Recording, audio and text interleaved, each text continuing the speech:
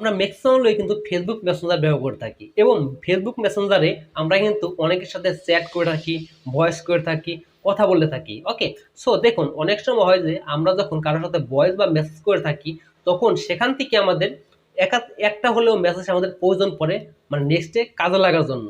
কিন্তু অনেক সময় হয় যে আমরা তাকে এতটাই মেসেজ করি, মেসেজ করার পর সেই মেসেজটাই এতটাই দূরে চলে যায় সেটা খুঁজতে আমাদের অনেকটাই সময় লেগে যায়। ওকে, আবার অনেক সময় হয় যে মেসেজগুলো সে অটোমেটিক ডিলিট করে দেয়, তখন কিন্তু আপনাদের সেই মেসেজটা আপনারা সেই প্রয়োজনীয় মেসেজ বা ভয়েসটা খুঁজে পান না।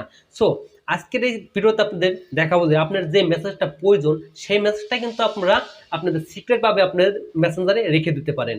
সো সে যদি সেখান থেকে ডিলিট করে ফেলে তাহলে কিন্তু আপনার মেসেঞ্জার থেকে সেই মেসেজটা ডিলিট হবে না। সো তাহলে আপনারা কিভাবে সেই মেসেজটা আপনারা সিক্রেটভাবে আপনার মেসেঞ্জার রেখে দিবেন, পরবর্তীতে সেই মেসেজটা যেন আপনি অতি তাড়াতাড়ি সেই মেসেজটা পেয়ে যান সবার আগে। তাহলে এই ছোট্ট একটি ভিডিও থেকে আপনার সম্পূর্ণ প্রসেস জানতে পারবেন। সো আপনার সম্পূর্ণ ভিডিওটি কন্টিনিউ করুন। হ্যালো ভিউয়ার্স, আসসালামু আলাইকুম, this is Atikur and welcome to my channel.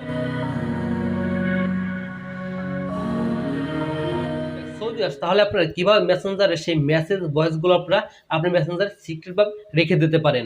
So তাই দেখে দেবো আমার মোবাইল স্ক্রিনে দেখানোটা আপনার কাছে ছোট্ট একটি রিকোয়েস্ট থাকবে। আপনারা যদি আমার চ্যানেলে নতুন হয়ে থাকেন তাহলে অবশ্যই আমার চ্যানেলটিকে সাবস্ক্রাইব করে দেবেন এবং পাশে থাকার বেল আইকনটি অবশ্যই বাজিয়ে দিবেন পরবর্তীতে এরকম নতুন নতুন ভিডিও পাওয়ার জন্য। আর অলরেডি যারা আমার চ্যানেলটিকে সাবস্ক্রাইব করেছেন তাদেরকে অসংখ্য অসংখ্য ধন্যবাদ। তাহলে অনেক কথা বলে সরাসরি মোবাইল স্ক্রিনে সকলে আমার মোবাইল স্ক্রিনটাই ফলো স্মার্টফোনের স্ক্রিনে। সো স্ক্রিনে আসার পর সর্বপ্রথম যে কাজটি করবেন আপনার এখান থেকে চলে যাবেন মেসেঞ্জার অ্যাপ্লিকেশনে।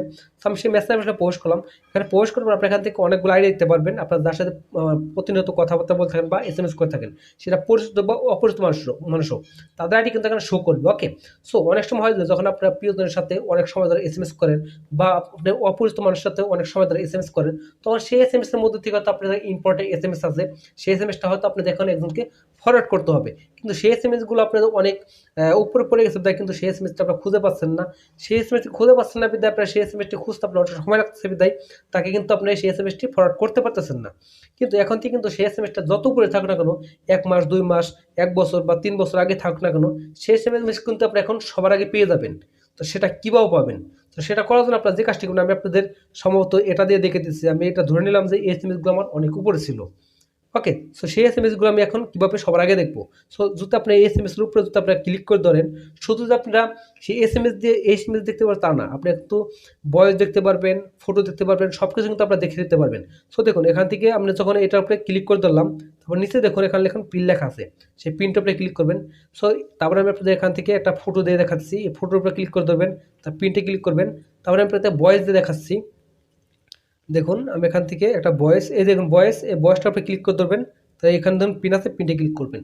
সো এখন আপনার এই যে পিন করলাম এই পিনগুলো কোথায় গেল, আমি এই পিনগুলো সবার আগে দেখবো কীভাবে। সো দেখুন আপনার এখান থেকে উপরে দেখুন একটা আয়ের মতো আইকন আছে, সেই আয়ের মতো আইকনে ক্লিক করবেন। ক্লিক করার পর আপনি এখান থেকে নিচে দিকে আপনি আসার পর একবার দেখতে পাচ্ছেন এখানে ভিউ পিনডেড মেসেজ, সেখানে ক্লিক করবেন। এখানে ক্লিক করে দেওয়ার পর আপনার এখান থেকে যেই এসএমএসগুলো বা যে ফটোগুলো যে ভয়েসগুলো আপনারা পিন করলেন সবগুলো কিন্তু এখানে চলে আসলো। ওকে, সো এরকম করে কিন্তু আপনারা সেই এসএমএসগুলো কিন্তু আপনারা সবার আগে রাখতে পারেন দেখার জন্য। সেটা আপনার যখন অনেক সময় হয় যে আপনারা যখন অপরিচিত মানুষের সাথে এসএমএস করেন তখন সেখান থেকে আপনার হয়তো একটা এসএমএস ইম্পর্টেন্ট সেটা রেখে দিতে, কিন্তু এরকম করে কিন্তু আপনারা সেই এসএমএসগুলো রাখতে পারেন। সো আশা করি আপনারা বুঝতে পারছেন যে সেই এসএমএসগুলো আপনারা কীভাবে সবার আগে দেখেন। সো ভিউয়ার্স, এই লাস্ট ভিডিও, আশা করি আপনার এই ভিডিওটি একটু উপকৃত হয়েছেন এবং এটাও জানতে পারছেন যে কীভাবে আপনার মেসেঞ্জার থেকে এই সিক্রেট মেসেজ বা ভয়েসগুলো আপনার মেসেঞ্জারে সিক্রেটভাবে রেখে দিতে পারেন এবং পরবর্তীতে আপনারা এই মেসেজ বা ভয়েসগুলো আপনি কাউকে ফরওয়ার্ড করতে চান তাহলে কিন্তু আপনারা সেই মেসেজগুলো আপনি অতি তাড়াতাড়ি আপনার মেসেঞ্জার থেকে সেটা পেয়ে যাবেন এবং তাকে ফরওয়ার্ড করতে পারবেন। সো তাহলে এই ছিল আজকে ভিডিও, দেখা হচ্ছে পরবর্তী নতুন ভিডিও নিয়ে। সেই পর্যন্ত আপনারা সকলে ভালো থাকুন, সুস্থ থাকুন, সবাইকে আল্লাহ হাফেজ।